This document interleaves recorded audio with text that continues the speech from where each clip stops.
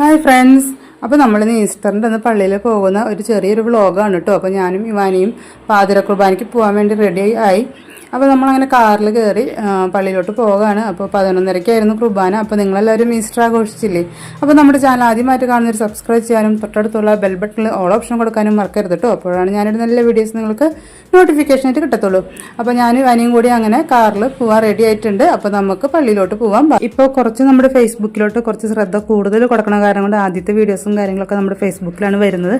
അതിന് ശേഷമാണ് കേട്ടോ നമ്മുടെ യൂട്യൂബിലോട്ട് വീഡിയോസ് വരുന്നത്. അതുകൊണ്ടാണ് കുറച്ച് വീഡിയോ ലേറ്റ് ആവുന്നത്. അപ്പോൾ നിങ്ങളെല്ലാവരും സുഖമായിട്ട് ഇരിക്കണമെന്ന് കരുതുന്നു. എല്ലാവരും ഈസ്റ്റർ ആഘോഷിച്ചെന്ന് കരുതുന്നു.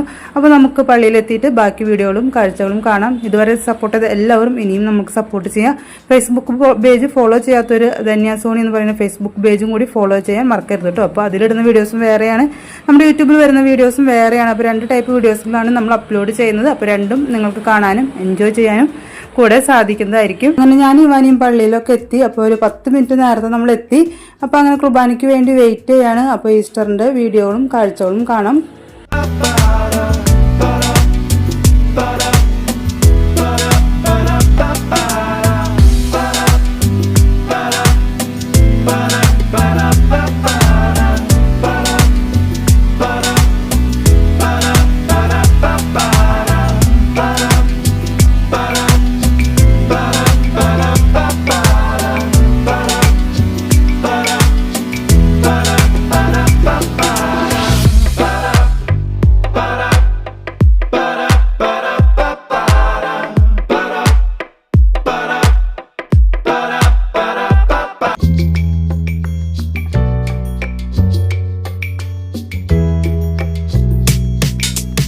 ഈസ്റ്ററുമായി ബന്ധപ്പെട്ടുള്ള ചെറിയൊരു ദൃശ്യ ആവിഷ്കാരം ഒക്കെ ഉണ്ടായിരുന്നു. മനോഹരമായിരുന്നു കാണാനായിട്ട്.